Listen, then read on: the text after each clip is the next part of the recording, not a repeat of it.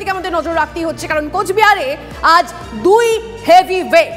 লক্ষ্মীবারে vote প্রচারে কোচবিহারে থাকবেন প্রধানমন্ত্রী এবং মুখ্যমন্ত্রী। কোচবিহারের রাসমেলা ময়দানে নিশীথ প্রামাণিকের সমর্থনে সভা করবেন নরেন্দ্র মোদী। অন্যদিকে তৃণমূল প্রার্থী জগদীশ বর্মা বসুনিয়ার হয়ে মাথাভাঙার গুমানির হাটে সভা করবেন মমতা বন্দ্যোপাধ্যায়। কথা বলবো এই নিয়ে সুমন কল্যাণ আমাদের প্রতিনিধি আমাদের সঙ্গে রয়েছেন সরাসরি। সুমন কল্যাণ, আজ কোচবিহারের দিকে অবশ্যই আমাদের নজর থাকবে, ফোকাসে থাকবে কোচবিহার, কারণ দুই হেভি ওয়েট একসঙ্গে। কি হতে চলেছে সেখানকার হাওয়া কি বুঝছো?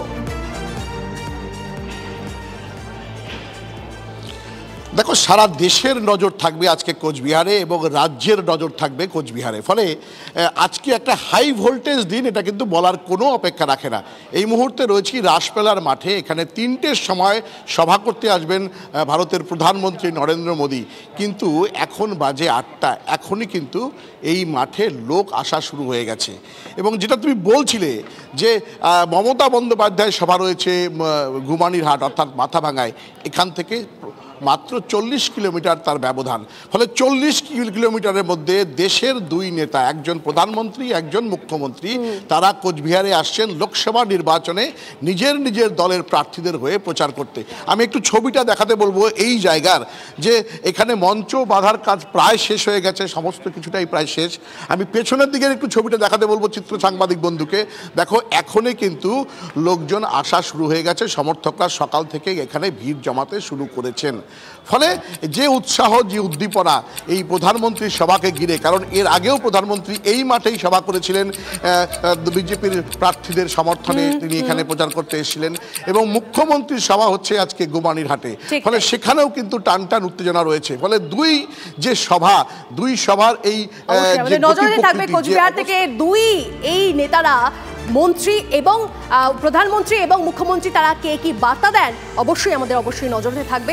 সঙ্গে থাকুন।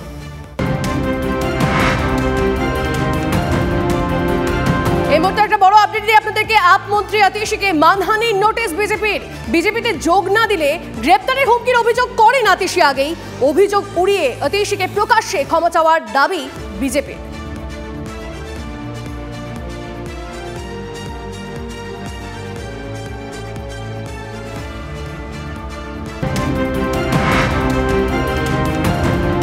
এই মুহূর্তে আরো একটা ব্রেকিং নিউজ দিয়ে আপনাদের। পঞ্চায়েত ভোটে বিধানসভা কেন্দ্র ভিত্তিক হিংসার তথ্য চাইল নির্বাচন কমিশন। ভোট হিংসা মুক্ত করতে বেনজির পদক্ষেপ নির্বাচন কমিশনের। লোকসভা ভোট হিংসা মুক্ত করতে বেনজির পদক্ষেপ নির্বাচন কমিশনের। আরো একটা খবর দিয়ে আপনাদেরকে। জলপাইগুড়িতে বিজেপি প্রার্থী জয়ন্ত রায়ের গাড়িতে হামলার অভিযোগ। কাঠগড়ায় তৃণমূল, তুমুল উত্তেজনা মালবাজারের বাগরাকোট এলাকায়। প্রচার চলাকালীন তৃণমূল কর্মী সমর্থকরা হঠাৎই চড়াও হয় বলে অভিযোগ জয়ন্ত রায়ের। ভোট আসছে, ভোটের আগে দিকে দিকে ফের হিংসা।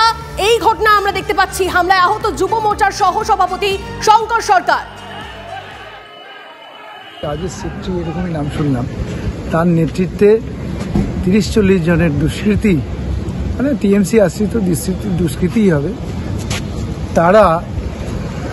তারা আমাদের গাড়িকে অ্যাটাক করে, আমাদের গাড়িগুলোকে অ্যাটাক করে এবং আমার গাড়িগুলো ভাঙচুর করার চেষ্টা করে। সেই সময় ও গাড়ি থেকে নেমে তার প্রতিবাদ করার চেষ্টা করে, তার বিনিময়ে তার উপর অকথ্য অত্যাচার চলে। আজকে সেই ভর্তি হয়ে আছে। বিজেপির সাংসদ উনি আবার ভোট চাইতে গেছেন, 5 বছর কোনো কাজ করেননি। আজকে বাগড়াকোট যেই এলাকার কথা বলা হচ্ছে, সেইখানটায় একটি বাঁধ নিয়ে অনেক দিনের সমস্যা রয়েছে, যেটা একমাত্র চেষ্টা করলে এটা সাংসদ যিনি থাকেন তিনিই করতে পারেন। সেইখানে তিনি সেই কাজগুলো করেননি। সাধারণ মানুষ ক্ষিপ্ত আছে। উনি এলাকায় গেলে যদি বিক্ষোভ দেখায়, সেটা তৃণমূল কংগ্রেস যিনি করছে, এর কোনো মানে নেই। এই হিংসা উত্তেজনার ছবি আরো রয়েছে। দলীয় পতাকা টানানোকে কেন্দ্র করে হারোয়ার শঙ্করপুরে উত্তেজনার ছবি।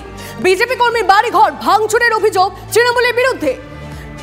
গাড়াগড়ি গ্রামে বিজেপি কর্মী পলাশ মণ্ডল বসিরহাটের বিজেপি প্রার্থী রেখা পাত্রর সমর্থনে বেশ কয়েকটি ব্যানার ও দলীয় পতাকা টানিয়েছিলেন।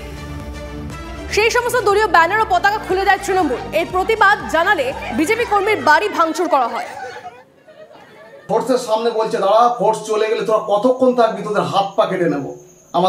আমাদের বুথ সভাপতি পলাশকে ঠিক এইভাবে হুমকি দিতে থাকে। পলাশ সেখানে বলে, স্যার আপনাদের সামনে এইরকম অবস্থা করছে, তাহলে আপনারা চলে গেলে কি করবে?